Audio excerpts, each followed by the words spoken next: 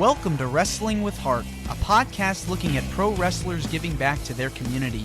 Join me, Stanley Carr, as I interview wrestling's hottest names who use their platforms as entertainers to raise awareness and do community service. Hello and welcome to another edition of Wrestling with Heart. This is the show where we talk with professional wrestlers and professional wrestling personalities about their lives in and outside of the ring, as well as doing acts of charity work, community service, volunteering, and spreading positivity. We're all about the positivity here on the show, and with me right now, I've got a very special guest. He is the owner and operator of New England Championship Wrestling and has worked for numerous wrestling mediums and outlets over the course of his career. A wealth of knowledge and experience. He's got a story he's going to share with us today. I'm pleased to welcome the one, the only, Sheldon Goldberg. Sheldon, welcome to Wrestling with Heart. Well, thank you for having me. It's great to be here. Yes. So are you from Boston originally? Yes, I am. Born and raised. All right. Tell me about your childhood and upbringing in the New England area. Well, I grew up in a part of Boston called Mattapan. And, we didn't have a lot of money when I was growing up. In the late 60s, the mostly Jewish part of Boston called Mattapan started to change very, very rapidly, and we were one of the last families to move out of Mattapan to another part of Boston called Roslindale, which is right next door to it, actually. So money was tight. It was a very difficult upbringing, but I had a very loving family and made the best of it. And when I was in high school, skipping ahead, when I was in high school, I started to get interested and involved in local media, and that opened up a lot of doors for me. And I actually had a whole different career before I started getting involved in professional wrestling. I was kind of a media person. I wanted to be a DJ at one point in my life. That really didn't work out for me. But I started to get involved in TV production and all that, and I was having a very difficult time trying to break in and find a job in one of the local TV or radio stations in the area. And what I ended up doing is I ended up getting a job working for a local theater company doing publicity. And the reason that worked out for me was because I knew all these people in the media from trying to get jobs from them and having some exposure to some of those outlets over the years. I was in an Explorer program in high school that met at one of the local TV and radio stations, and I had a lot of media contacts from that. So publicity was something that I had a knack for. I knew the people. I learned how to write press releases and so forth, and I actually connected pretty well in that profession doing publicity for theater companies. And before I knew it, I was doing PR for Broadway shows on tour, and later became a producer. Created and produced some of my own work, and that worked out pretty well. And then that business started to fail because the money was getting difficult to raise. I spent more time raising money for projects than actually producing the projects themselves. So that became very, very difficult. I started getting involved in other stuff.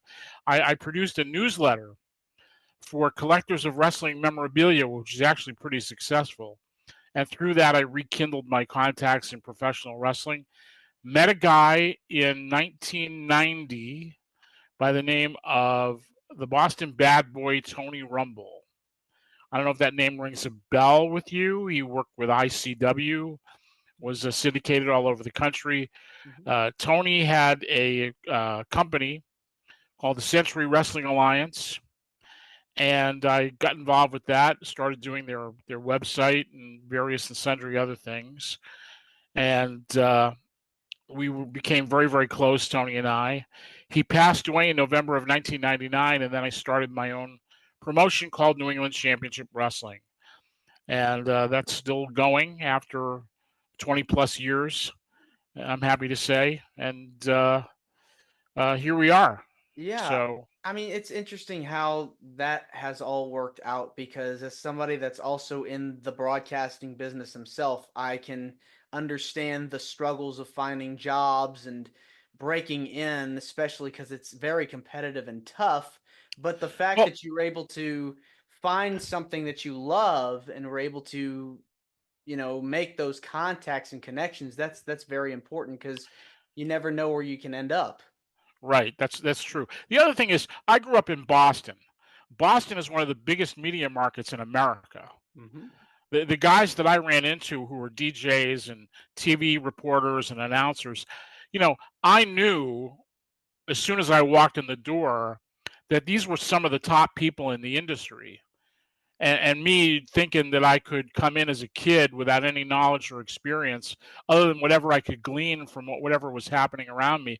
I wasn't naive enough to think that I was going to get, you know, a big job. I knew I was going to have to work my way up. And just getting that entry level position was a difficult thing to do. But, I learned and kept close to me all those lessons that I learned from different people over the years. And eventually I got to use them when I got to pro wrestling because working in pro wrestling as a promoter, I had broadcasting. I ended up doing a radio show for 3 years that was nationally syndicated. I ended up doing local television. So all those things that I had exposure to when I was young, I ended up using those things later on. I just didn't realize what I was going to use them for and how I was going to use them, but eventually it all came to pass. So very, very grateful for all of that. What can you tell me about like any pieces of advice that you got from your mentors or teachers in the industry that you applied and still apply to this day? Eyes open, ears open, mouth shut. Learn as much as you can. Do whatever it takes to ingratiate yourself to whatever the situation is you're trying to get into. If it's pro wrestling, you don't you're not going to walk in the door and be the champion right away. I mean, there's nothing wrong with setting up the ring. There's nothing wrong with putting up posters. There's nothing wrong with helping out with a website or with graphic design or with social media. I mean, wrestling companies aren't just about wrestling. They're about a lot of other things too.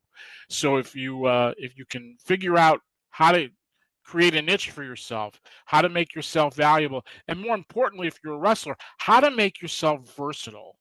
Versatility is very important. If you want to have a long lasting career in pro wrestling, people can't wrestle forever. You're eventually going to have to move on to something else.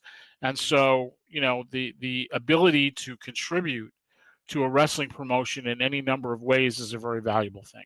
Yeah, and like you said, it just it extends to all different avenues with the entertainment business, the whole industry in itself. You see guys like John Cena and The Rock, they're now multi, $1 million movie stars now and television stars. And so Right. if you want to exceed to that level, you have to really apply yourself to really get to that level. But going back a little bit with you and your love of professional wrestling, was wrestling Mm. something you grew up loving as a kid? Oh yeah, absolutely. As soon as I saw it, I was really into comic books, and then I saw pro wrestling on TV, and this was the 1960s. So that one light over the ring, and guys who were larger than life. Of course, when I started watching wrestling, the champion was Bruno Sammartino, and if you grew up in this part of the country, Bruno Sammartino was like God. He was the man, and was the man for a very long period of time because people believed in him. Back in that era, wrestling had a very different aura than it has now. People weren't sure what they were seeing was, predetermined or not. There was a lot of people that thought what they were seeing in that ring was 100% real. That suspense of disbelief. You always want to make sure that the audience is knowing what's going on, and you want to think that this guy is about to tear into this other guy, and they got to make it look realistic. So that this person's actually hurt. That's right. That's important. That's part of the whole. That's part of the deal. So Hmm. you're intrigued when you watch it. It's like, Right. wow, oh my gosh, this person's suffering. He might have hurt his leg when he was performing a moonsault off the top rope. What do you do? Yeah, I mean, one of the things that you want to do is make people feel something, tap into people's emotions. Doesn't matter whether it's a play or whether it's pro wrestling or a movie. Tapping into people's emotions is how you succeed. Hmm. Now, you had mentioned a bit ago that you got your first job in professional wrestling working for a collector's magazine outlet. It was, Well, it wasn't a job. I actually started that newsletter. oh, you started it. Okay. Yeah, I started it and I published it and I wrote all the articles and so forth. I knew I could write, and I just thought it would be a cool little exercise. It was a niche that no one had touched. And at that point in time, after the '80s, wrestling memorabilia started to be a big thing, and I just did it more or less as a hobby. I didn't expect it, to, it was successful while it was running. I did make some money on it, but more importantly, I made a lot of contacts. And before I know it, I was getting involved with a local promotion, and off I went from there. Do you remember the first call that you got asking if you were interested in doing something related in the business outside of your venture? Well, here's the deal. I mean, when I was doing Matt Marketplace, one of the things I was doing is selling memorabilia through the newsletter. And I had thought about selling stuff at shows. I didn't really have any contacts. And then I met the late great Walter Killer Kowalski, and I started selling stuff at his shows, and that was pretty successful for me. Then in 1990, I went to a wrestling convention in New York. I bought a table and sold stuff at one of John Aresley's Weekend of Champions conventions in New York. The first one, which was really the big one that had Flair and Jushin Liger and Buddy Rogers and Bruno Sammartino and a whole bunch of people. I had a table, and this guy walks up to me, and it was Tony Rumble. And turned out that we grew up less than a mile away from each other, but had never met each other until that moment in New York. And we became fast friends. And then I started to get involved with him and wanted to help him out in some way. He just wanted to have me around. He just wanted to have me around and how to sell stuff, and he thought it made the show look better, and gave people something to do, during the intermission. But I wanted to help out in some way. I offered to help out. And so I ended up doing the website, and I ended up doing tickets and doing all kinds of stuff, and learned a lot of things from Tony. And sadly, he passed away in November of 1999. And shortly after that, I started NECW. It takes a lot of work to really get a promotion off the ground, a lot of hard work. What can you tell me about your decision to start up New England Championship Wrestling? I was nervous because I had not worked in a wrestling office per se. I worked with Tony, and I got exposure to what he did and how he did things and so forth. And I had some exposure to how Kowalski had done things and so forth.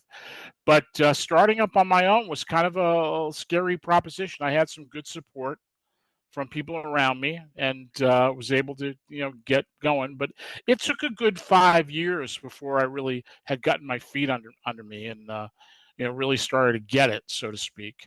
And that education continued for another 5 years. And by the time I was 10 years into it, I pretty much knew what I was doing, and had already had a year of some television underneath. We started actually in 2004, before there was YouTube or anything like that. We started producing a little online TV show that we distributed on our website, and we did that for about almost 200 episodes.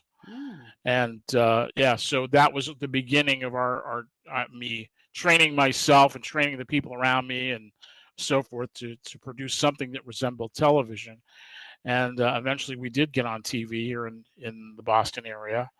And we had a couple of different runs on television, but it took a long time to develop the feel for it and to learn things along the way, and what worked and what didn't work and so forth. So it was a lot of trial and error, but we did it. We poured our hearts and souls into it. At least I did. And we we have a pretty remarkable track record of great matches and people that worked for us before they became famous. and so forth. So Yeah, notable um, alumni that came through there. mm, Kofi Kingston, Mercedes Monet / Sasha Banks. Uh, right, we gave her a first professional match. wow. What was she like to work with? Very easy. She was great. I wish we had worked with her more. She was a sweet girl. I remember the first show that she was on for us, which was her first professional match. She had her mom and her brother, and she was all excited. And that match is on YouTube. You can find it. It's in our something called our 20th anniversary collection, and it's a tag match. And she was great. I knew from looking at her the first time. I said, "This girl's got something." Yeah. And she's now in AEW as of this recording, as of this podcast, and former multiple time WWE Women's Champion as Sasha Banks. And yeah, she's doing incredible right now in AEW. So Kofi Kingston's another one. Do you remember working with him? Yep, yep. Kofi was always kind of looking to learn something, and uh, I remember having some conversations with him. How was my match? How was my match? And I'm like, kid, you're athletically, you're great. Personality wise, you've got something that very few guys in the area have, which is an actual personality. You could cut a promo. He could be a personality. He just had that kind of charismatic. He was doing the Jamaican gimmick at the time, and I told him, I says, just don't fall into any bad habits. Pursue the best training you can get, and you're going to go far. Sure enough. Who's I'll some? tell you who else worked for me before he became famous was John Cena. And he worked for us one time, and it was the first time that his family had seen him wrestle. He was getting ready to go from living in California and working for the UPW promotion out there to going to OVW. And he was coming home to get stuff, and a mutual friend of ours had put us together, and he wanted to have his family see him wrestle. And we just happened to have a card going on the weekend that he was going to be here. And so he wrestled Frankie Kazarian, of all people, on that card. And they had a terrific. His family bought like 80 tickets. I mean, most of the house was the Cena family, so it was pretty cool. But he was through. I told him, I said, "You're going to be world champion one of these days." and to So see, and to see the career that he's had, over 20 years is just remarkable. And interesting thing about John, when I told him that he was booked, he sent me an email thanking me for booking him, promising that his match against Frankie Kazarian was never going to stink out the joint, that he was going to be great. And he was very grateful and so forth. So I always had a very high opinion of him because of that. Very conscientious kid. hmm he's definitely earned the moniker the greatest of all time because he just can do it all. Comedy, wrestling, showmanship. Right, right, right. I don't know. I'd go as far as say greatest of all time, but he's up there. That's for sure. Yeah. In his era, he's probably up there. hmm Well, let's talk about some of the other stuff that you've done. You've also written a book, Yeah. which I think is really cool. It's very inspiring in its own right. Tell me about what made you decide to pursue that. Well, here's the deal. 2 years ago, I was on a plane home from Las Vegas. I went to the Cauliflower Alley Club reunion, and I had not been feeling well prior to getting on the airplane. In fact, I got to the airport, and I was not feeling well at all. I could barely move. I got a wheelchair to get me to ticketing and to get me to the gate. And I figured, well, as soon as I get off this plane, I'm gonna go to the hospital. I'm gonna get checked out. Well, about two-thirds of the way through the flight, I get up to go to the bathroom, and I could barely get back to my seat. And the flight crew immediately knew that something was wrong. So they sat me down. They gave me a nitroglycerin pill, thinking I was having a heart attack.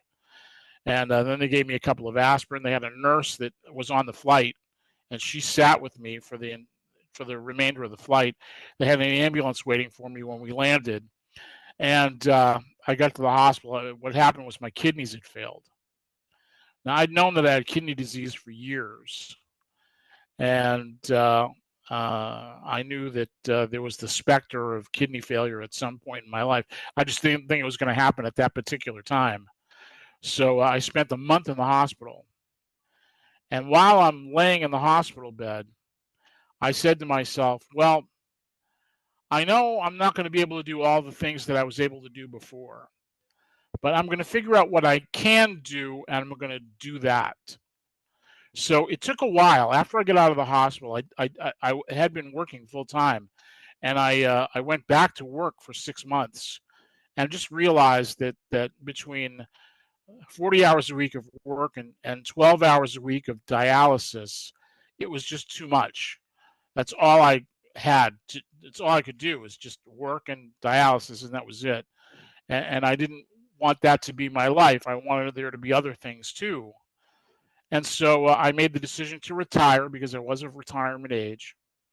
And I figured, okay, what projects can I do? I actually tried to get NECW live events back up off the ground, and that wasn't working out. I wanted to do it in a particular way. For 20 years, I had really produced wrestling more or less on a shoestring, and I didn't want to do that anymore. I wanted to raise the capital to be able to do it the right way. I actually wanted to get my own building, and came close, but that didn't work out.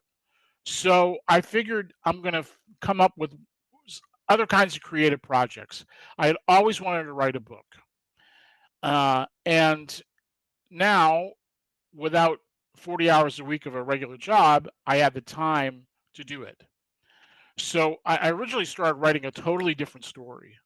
And then I had this idea for the book that is called The Last Fall, which I released last October, and wrote the book in about 3 weeks, believe it or not, and put it out last October, self-published on Amazon, instant hit, rave reviews up and down, and I was just so gratified. I can't even describe to you the feeling of because I figured I'm going to write a book.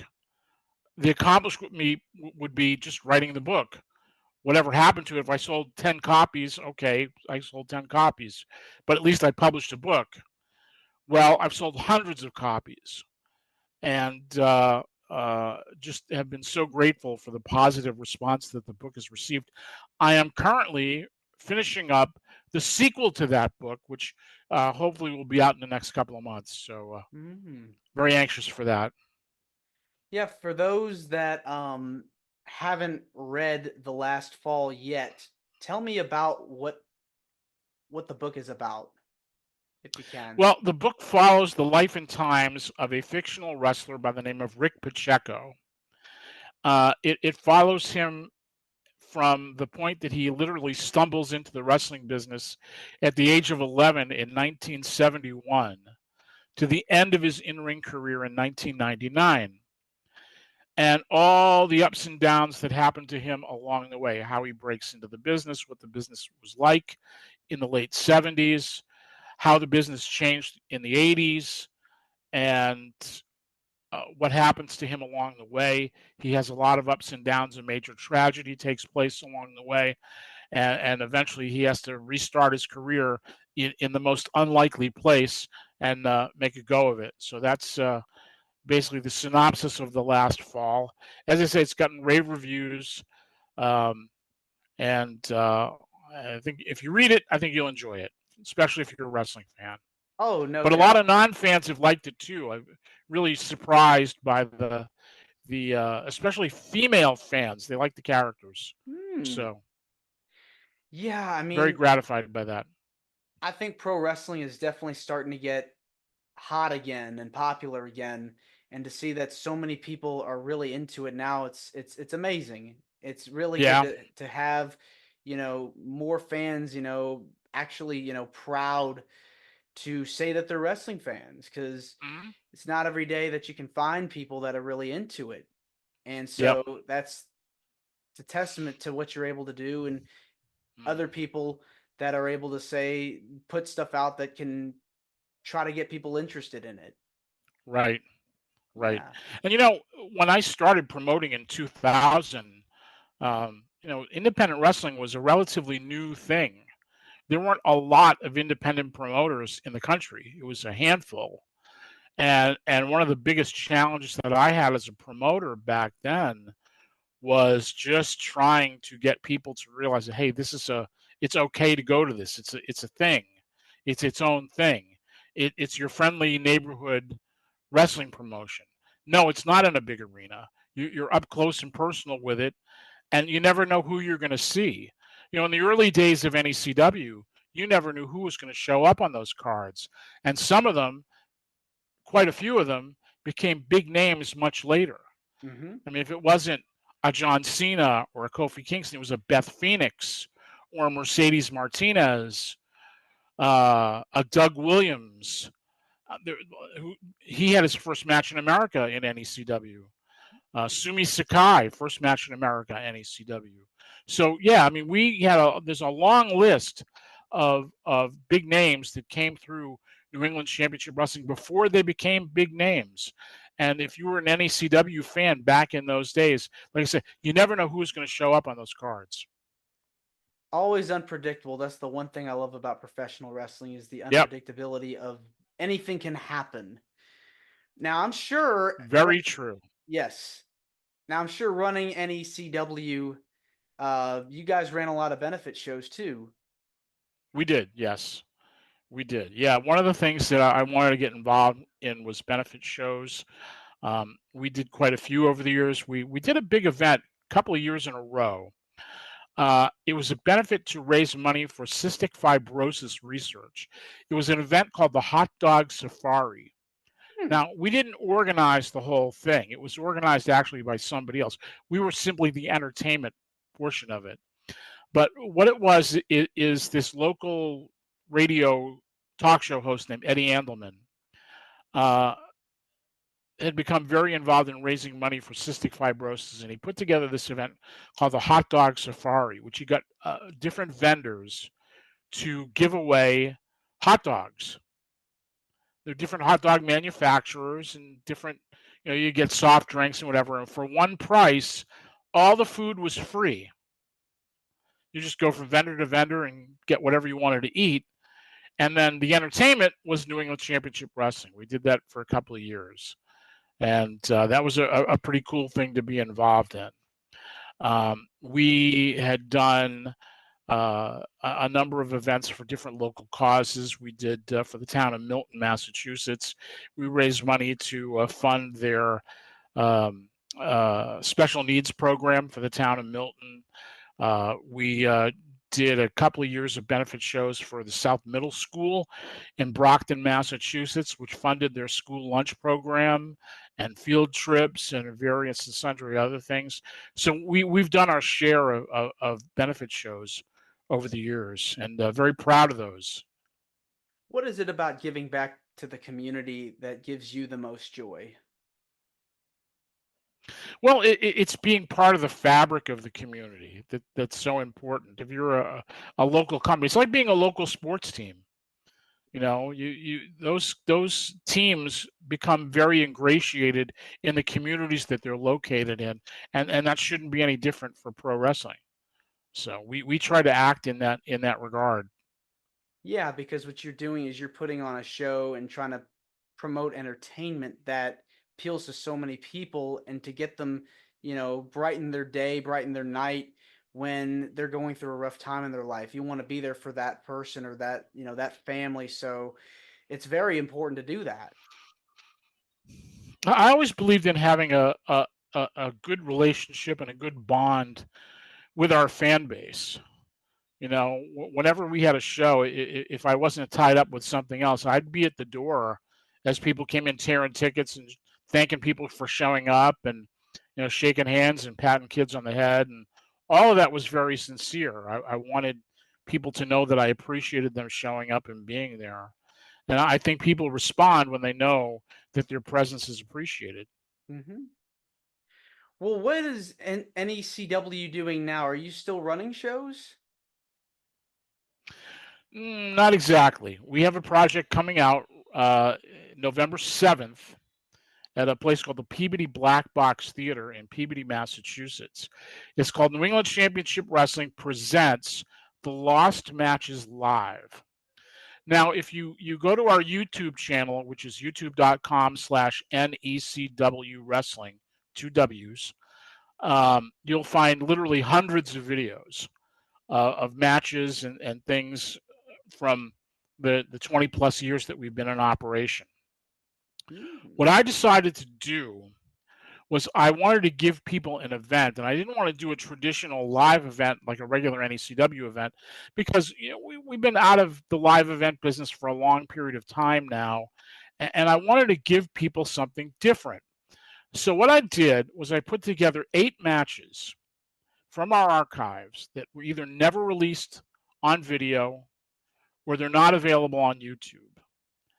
And we're going to present this collection of matches in a theater on a big screen with a live Q&A afterwards. So that's what the Lost Matches Live is, and that's why it's live, because we're going to have a live Q&A afterwards with myself and several other people involved. So I thought that was kind of a unique and cool idea. I've only heard of it done one other time, Mm. and not around here, out in the Midwest.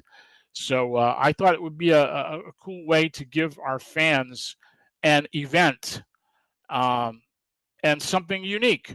Yes. And we've maintained a rapport with our fans over the years by posting old videos and pictures and things of that nature. But now we're giving them something new, and I'm looking forward to it. I'm looking forward to seeing all of our NECW fans and mingling with them and so forth. So very excited about that coming up.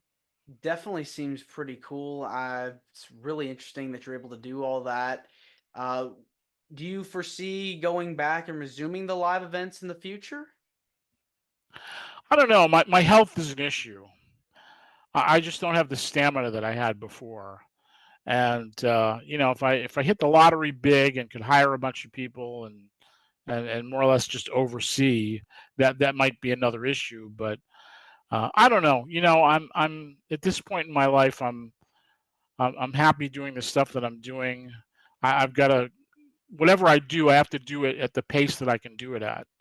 So I'm going to keep doing stuff. I've still got tricks up my sleeve, as you've heard, Mm-hmm. and so I'm going to give people whatever I can give them, and uh, you know, so I'm not out of the water yet. So No, still got some fight left. it's like I say, I couldn't exactly do what I was doing before, but I knew I was going to do something, and it would be something creative and something unique.